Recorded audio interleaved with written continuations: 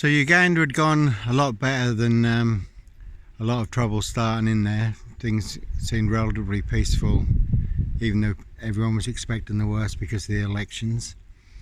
I say Euphoria was sweeping across Africa because of For Who the Bell Tolls. You can probably hear the bells in the background. So the advocate had signed the papers for Aaron and Yasin, so me and Mum could return to Kenya with them, and they would have papers to remain in Kenya with her and Kisumu. And so we parted from Uganda, got back into Kenya. Still, as I say, genocide. When I arrived in Kenya, it was estimated that 50,000 people had been massacred in Rwanda, which is not very far away. They were now saying more like 200,000, just thousands every day. Women, children, the elderly. Just genocide. The United Nations were pulling out, just leaving people to be bludgeoned and massacred. No, I think it took, the common market or the EU 6 weeks to make a decision what they were going to do with Rwanda.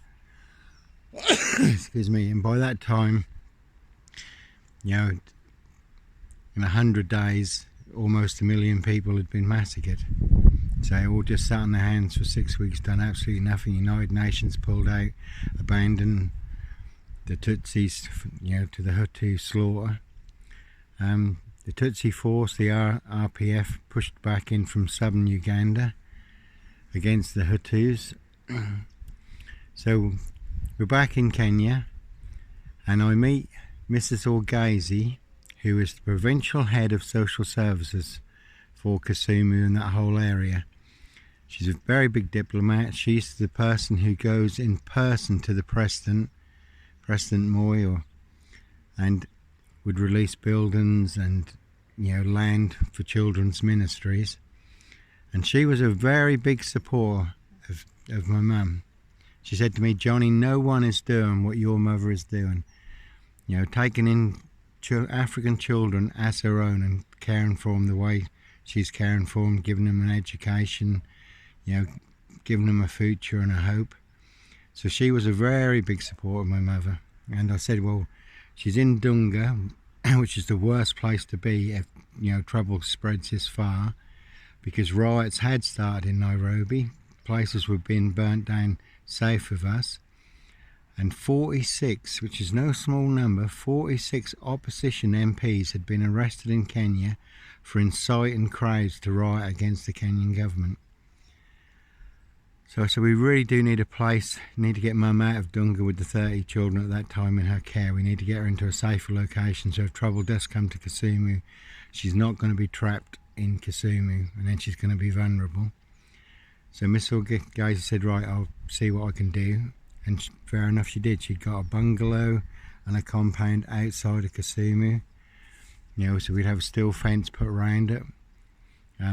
We didn't bore a hole there, but there was water there. We needed to bore a hole, could get provisions in, so when trouble came, Mum and the children would be a lot more safer there than what she would be in Dunga. And in 2008, when all hell broke loose in Kenya, Kisumu was one of the worst hit places, and Dunga, where she was at this time, was really the worst hit place. The place was flattened and burnt down. And so and another interesting thing is, me and some of the children, Mum had a nice black dog, and we walked a black dog, but no son of Sam here. She got a really nice black dog, and we walked up to Lake Victoria, and there was a big electrical storm. It wasn't chucking it down with rain, it was just this big, massive electrical storm over the lake, and bolts of lightning. Storms in Africa are quite impressive. You got bolts of lightning going from one side of the sky to the other, big sheet lightning. The storm was massive. And on the other side of Lake Victoria, you've got Rwanda, where genocide has taken place. And I'm standing there, and in my spirit I hear the Lord's voice, and he says to me, "Johnny, the sword is out in Africa. The sword is out in the Middle East. The sword is out in the Far East. And the sword is out in Europe. And I know it was the Lord's voice in my spirit. I just heard it very clearly, and also the storm is coming. So I know it's the Lord's voice because I was surprised. I could understand the storm, the sword being out in Africa, only too clearly. I could understand the sword being out in the Middle East. I could understand the sword being out in the Far East. But there was absolutely nothing happening in Europe. So when the Lord spoke and said, the sword is out in Europe, I remember how surprised I felt in my spirit when I heard that. So we set up Mr. Gazy did release a compound and bungalow so Mum could move with children. Everything was in place if trouble came to Kisumu. And then I returned to the UK, and that was now estimated at 250,000 to 300,000 people had been massacred. So when I got back to this, I go to the church just to update them, but I'm told in no uncertain terms that I'm no longer welcome at DC3, which is Hope Church now, because I defied the leaders and defied the elders by going against their wishes and their command that I wasn't to go, that I defied them, because I really felt on my heart and in my spirit God was telling me to go urgently, a genuine emergency, not one single penny from anybody. My trip was self-funded. And another interesting development, while I was in Kisumu, I went to some of the churches that DC3 were affiliated with in Kisumu. And because I mentioned earlier there was severe famine in that area and the food prices had gone up, people were just starving. And in the churches, people had nothing.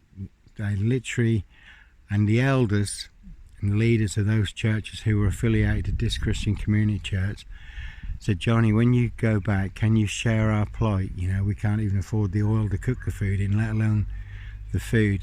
We have absolutely nothing here, and we are in dire need of help. If they can assist us, that would be really appreciated, because we're all brothers and sisters, in Christ. So sure, when one part of the body is suffering, the other part of the body should reach out and help. So when I saw the Roy Lincoln lawyer and Mr. Newbury, I shared this with them. I said, the leaders over there shared the situation with them. They really do need your assistance. And both of them, the Roy Lincoln lawyer, Mr. Newbury, stood in the pulpit in DC3 Hope Church now, saying they wanted to make great inroads into Kenya. Well, here was a golden opportunity to really reach out to their brothers and sisters in the Lord who were in dire need of assistance. And that was in their capability to do. So I just passed the message on as I said I was. Even though later they twisted this and said I came back demanding that they sent money. I didn't demand. I just passed on the message, which I had told the leaders and the elders in the church in Kisumu I would pass their message on to this Christian Community Church. We're a very affluent church, could have really helped a lot of people. And so the Roy Lincoln lawyer and Mr. Newbury not only are telling me that I'm no longer welcome at the church for defying them for going, they also tell me that according to them, my mother, who was picking up bundles of rags off the streets of Kisumu, giving them a loving, caring home, education, a hope and a future. Now, according to them, she wasn't doing the will of God.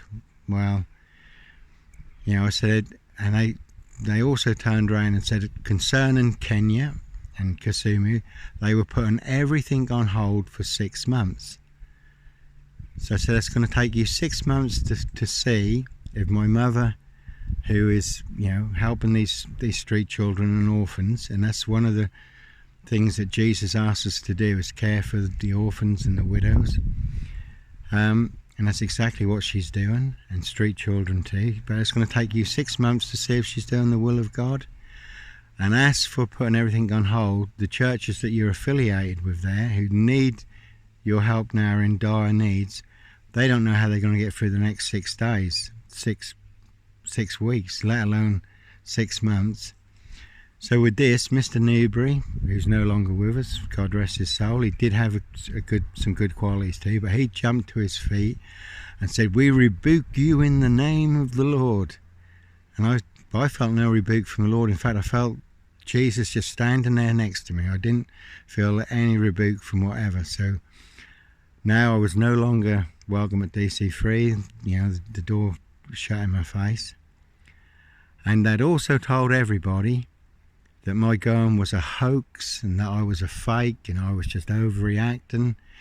None of this was true. That was a genuine life or death situation, a genuine emergency. I knew God had told me to go urgently. Not one penny from anybody. I certainly didn't come back demanding either that they sent money. I just passed on the plight of the churches. Now, some people took this further. In DC3, which is Hope Church now, and also in the community.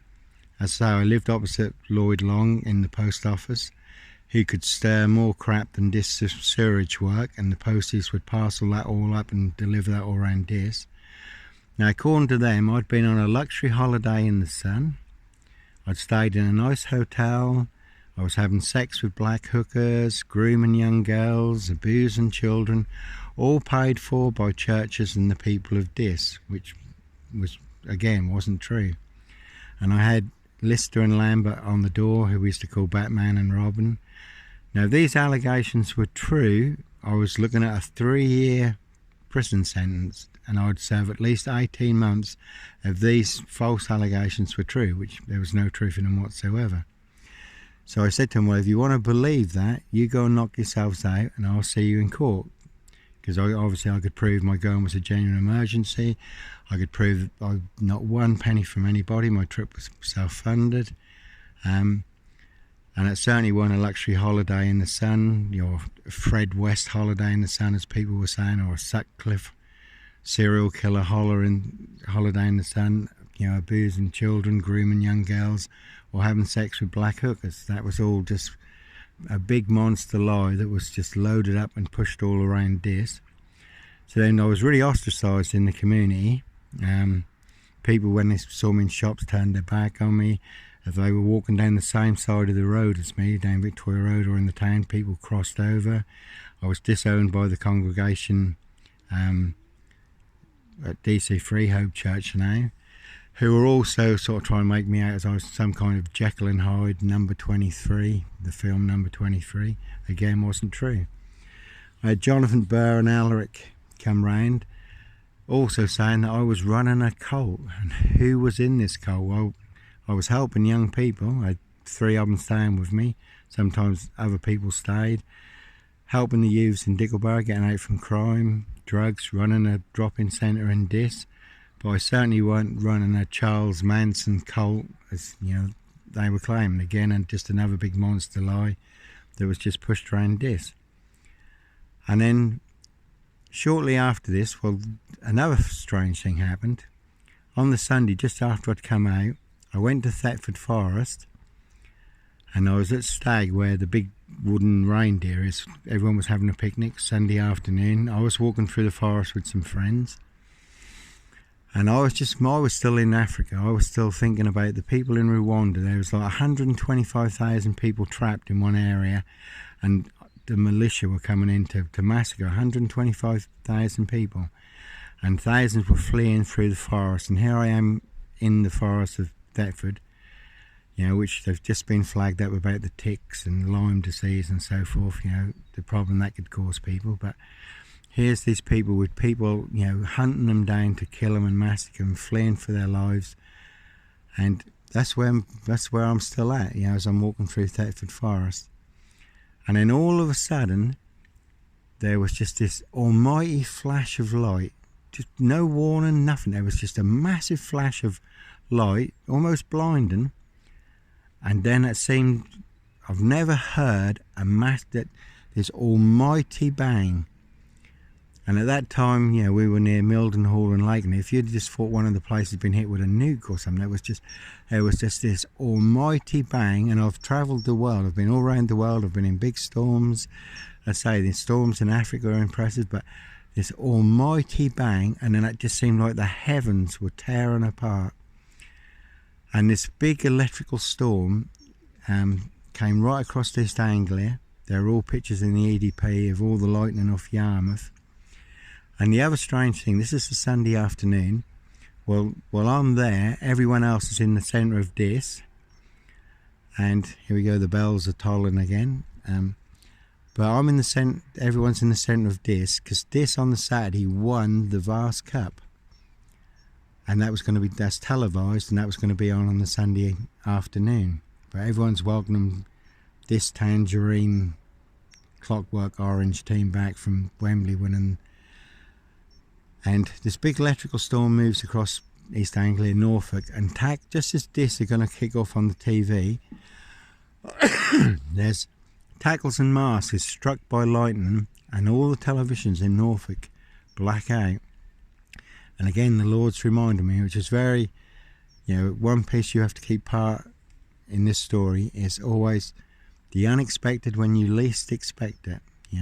Tackles and masts struck by lightning just as this was going to kick off, because that is what I was reminded of again. Now, shortly after this, I had a chip fryer on. There was a knock at the back door, and there was 5 or 6 youths came in to see Gavin and Brian and Dale, who were staying with me. Julie, my ex-wife, she was there too. And these youths came in, and they had a young girl with them, 15 years old, crying her eyes out. She was just sobbing, and I obviously said she's not all right, but I said, are you all right? And she said no. And the woman who was like a mother to her, again, someone very special, a mother, who was like a mother with, who she stayed with every weekend, had just been multiply stabbed to death at Banham. And I knew the guy who had done it, because when I drove for Simon's Coaches and I picked up the Padley's workers, his name was Crook. He used to sit behind me. He used to have really long hair, all in a hair net. He used to like his fishing and all that. But this woman who was from Banham Christian Fellowship had jilted him, finished with him. So he'd gone over and multiply stabbed her to death, and then I think he shot himself. So this girl is, she says, and a profound statement for a 15-year-old girl to make. She said, after this, she said, nothing will ever surprise me anymore, because this is, again, the unexpected when you least expect it. One youth with a knife, a gun, one gang fire. I mean, I've just read reports where a guy in Ireland was jumped by 3 blokes, slashed up, acid sprayed in his face just outside an army base. And but she also thought that she was pregnant by a youth in Skull called Rob Hammond. He was 17, she was 15. I had heard of him, had seen him riding around. Dale, Gavin and Brian knew of him, but she thought she was pregnant by him, and she now detested him. So that was like a double whammy. She'd lost a woman who was like a mother to her, she stayed with every weekend, plus she also thought she was pregnant by this youth in Skull. So I carry on with a chip pan, and Julie speaks to her, because Julie worked for social services, deputy manager, had a lot of contacts in Norfolk and Suffolk and so forth. Told her where she could get counselling and support, because obviously the girl was traumatised, and we never saw her again. But among this group of youths who came round, one of them worked in the post office at the time and was talking to Gavin. But within a week, 2 weeks, that was all over this, supposedly, that Johnny Botwright had got an underage girl pregnant. Again, no truth in this big monster lie being pushed around this.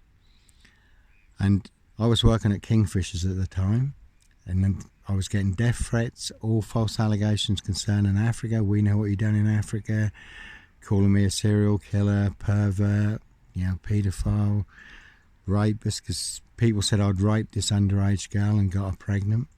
But no one could turn this girl up, because obviously there wasn't a girl to turn up. I hadn't got anyone underage pregnant. And then when I was at Kingfishers, one of the workers came out and said, you should hear what they're saying about you in there, Johnny. They're saying, because I was doing groundworks for the Chinese over at Halston and Turfin and groundworks over there, and a patio. They were saying that you've got this underage girl pregnant, but you've buried her, killed her to cover the crime, And I have some people saying that she'd been raped and got pregnant, and I'd done her in and buried her under these groundworks in Halston. Plus some people there worked for this fishing club, excuse me, and they were saying that I'd disappeared her into this mere. So again, none of this was true. This is just big monster lies being pushed around by the post office, by the milkmans, Turrell's Dairies, Simon's Coaches. So the phone stopped ringing, for coach work and so forth. It's almost like seeing a cancer spread. This virus was spreading through the town, all the false allegations, and people were saying, concerning Africa, people were saying this must be true because he's been banned from this Christian Community Church. He's been banned from Hope Church. Well, the reason I was banned, as I said, is because I went when they told me I wasn't to go, but I went because God had told me to go, and to go urgently. And it's like in 2008, when Kenya erupted, I was ready to go at the drop of a hat. The planes were empty flying down there because people were cancelling going into Kenya, so you could go to Kenya for 178 quid. And I prayed and said, Lord, do you want me to go and support Mum? At this time she got 200 children. And this time the Lord told me to stop, not to go. It's very clear this time. And even though all around people were killed, places were burnt down and looted, no one touched Covenant Home. And maybe 300 more children took refuge with her from both sides of the tribal conflict. So she had 500 children with her. And even when she went out for supplies, the mobs and the roadblocks would open up and allow her vehicle through to get supplies. Whereas other people were stopped, beaten, killed, their vehicles stolen or burnt out. But they opened up and let her. And what was also interesting too, with the Roy Lincoln lawyer and Newbury and all this, we want to make great inroads into Kenya. Mrs. Orgazi, the provincial head of social services, she came to a conference in London. She phoned me and said, would I like to meet her in London, and she would also like to come and greet DC3, this Christian Community Church, who supposedly were supporting my mother. But as they had threatened, if I went, they would stop their financial support to my mother and the 30 children in their care. That is what they'd done. They left her in there high and dry to starve with 30 children. And this is not an appeal, I'm just telling you how the story unfolded in the past. The big black cornerstone that came out of Africa, that 23 number 7 serial killer lies is built on, it came from DC3 and this post office and the milkman.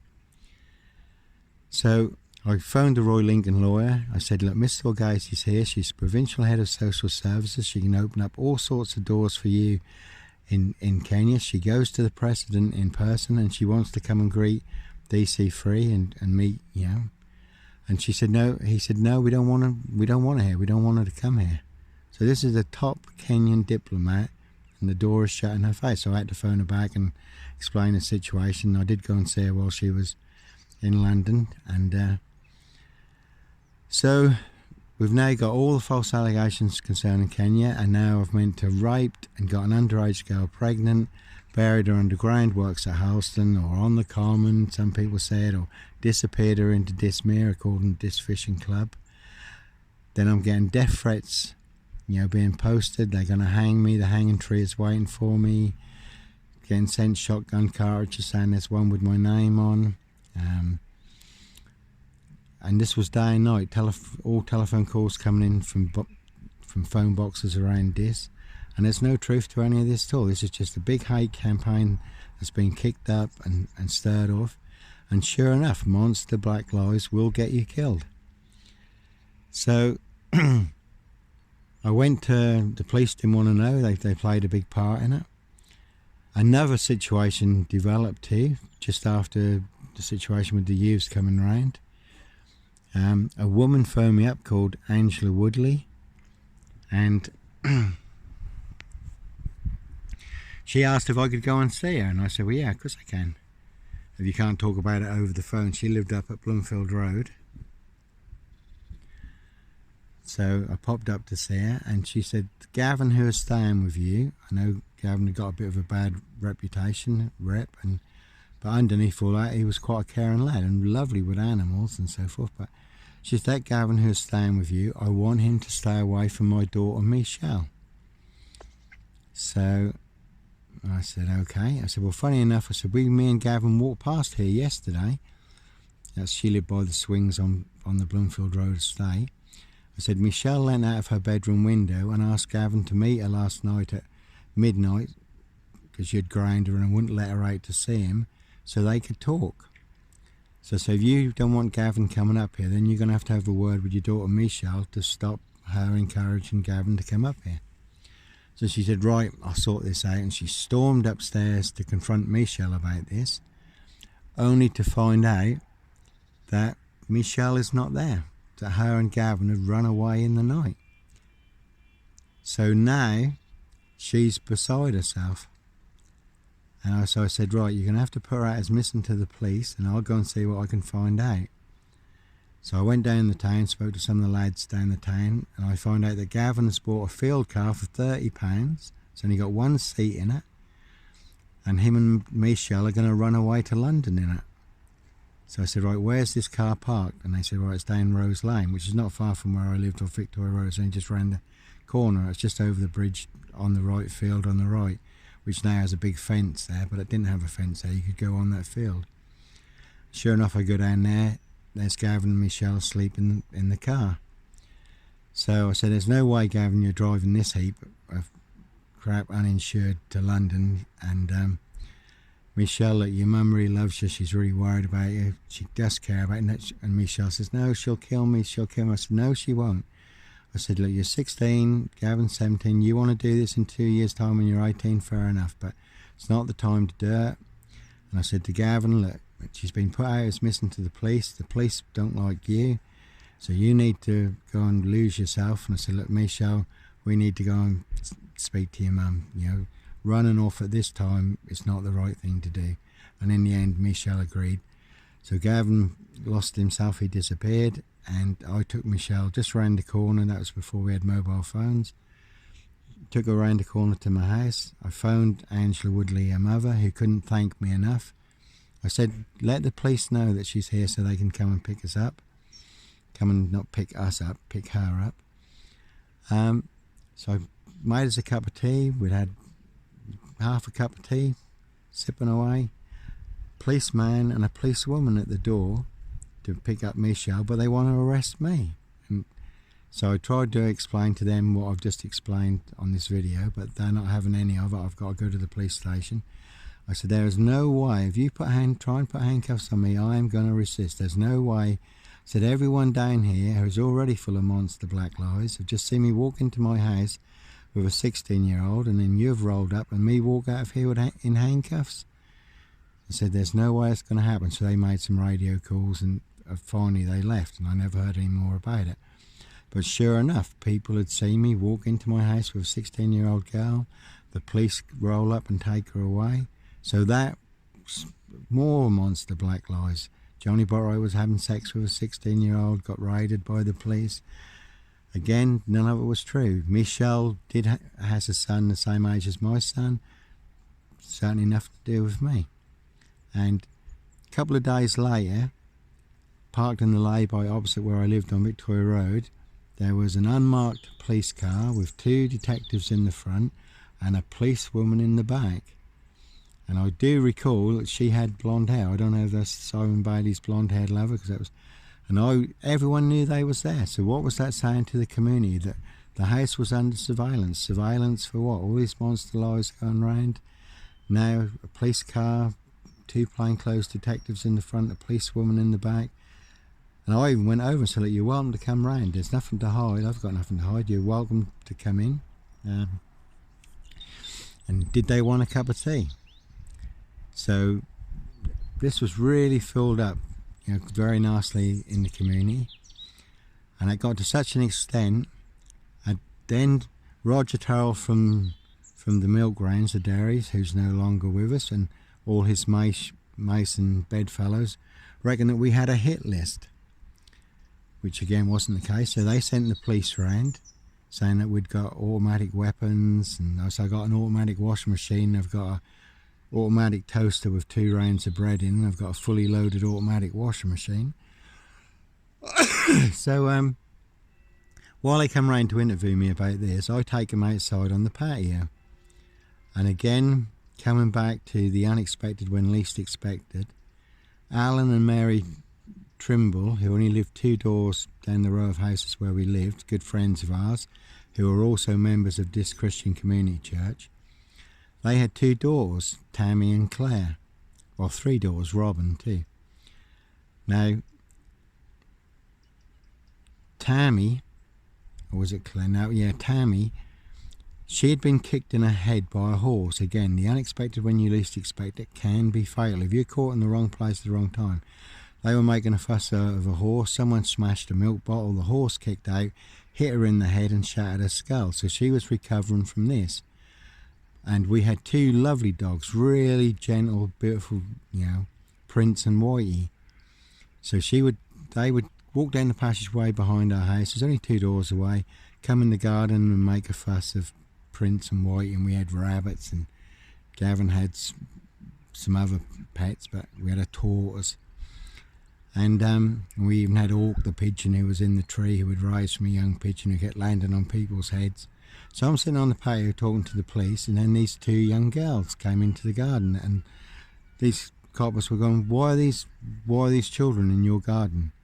I said, well, you just walked through our living room and their parents are sitting in there having a cup of tea. They only live 2 doors away, and they come and make a fuss of the dogs. So I said, what are you trying to imply? So they said, well, there have been reports. Well, even then, the community at that end of Victoria Road were mixing children into the black fix, sex with young girls, sex in Africa. People said I was having an affair with Lisa, which was never the case. This is DC3, post office, dairies, the police, the council. And then one morning on the milk round, I went down and I had a fully loaded Sherpa van. As I say, the death threats are continuing.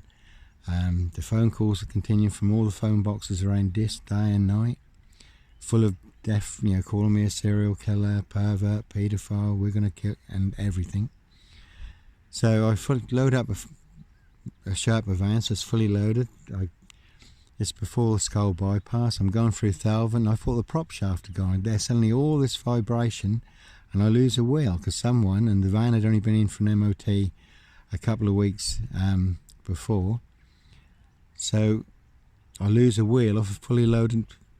It wasn't a Sherpa, so it was a Nissan van. So on a very busy main road, there's a lorry coming the other way, and I almost go over that on his side of the road when the wheel comes off, and then manages to veer just out of the path of this lorry. Now I'm doing 40 miles an hour.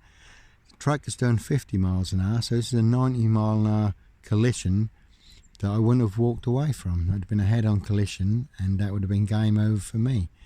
And pretty much an inside job. I suspected Philip, couldn't prove it, but Philip Fairbold was the mechanic and the supervisor at Kingfishers, with all these monster lies going around. So then, I lost my job at Kingfishers. Next minute I'm told that, I've lost my job. No explanation. Can I drop the money in and can I drop my books? And he said, right, your job is finished here. Says, well, hang on here a minute. All these monster lies that you're spreading and all coming out with down here, which I've been informed about, and the post office, there's no truth. No, your job, you're finished. You're terminated. So I did take Graham Kingfisher to an industrial tribunal over all the false allegations, Africa, this, and at Bury St Edmunds, he had absolutely nothing to say. Sitting there with his solicitor, couldn't back up any of these black lies or monster black lies. Claimed also they'd made no allegations, which wasn't true because I'd been fully put in the picture by an employee who heard them all sitting around the table coming out with all these things. But he didn't want to come to the tribunal because he still had to work for Graham Kingfisher. He'd just got a flat, so he didn't want a girlfriend, so he didn't want to lose that. But he did put me in the picture. And there was no shortage of death threats, with all these, with everything written in them anyhow, or phone calls, monster lies and death threats down the phone, also by letter. There was also scrawled ones from Perry Green, who was living in an empty house in the same house as I didn't even know he was there. And he was leaving notes on people's cars, putting them through people's doors, accusing me of everything. He was also stalking, my ex-wife Julie. He was stalking her, telling her to leave me, or I was meant to be doing all these things when she weren't there, when she was at work, which wasn't true. you know, that he loved her and cared for her, and he saw her every day. So he was really stalking her. This is Perry Green, and death threats also in his scrawled notes. And he later stabbed Paul Chambers, who was my ex-wife's Julie. That was her foster brother. So he stabbed Paul Chambers in this in a separate instance. Then he went to prison, so those nights stopped. So here we are. We're nicely set up in this. We've got loads of monster lies going around this. We've got death threats. We've got wheels coming off vehicles. So we'll carry on another time to what unfolded next. Anyhow, God bless, and we'll speak soon. Bye.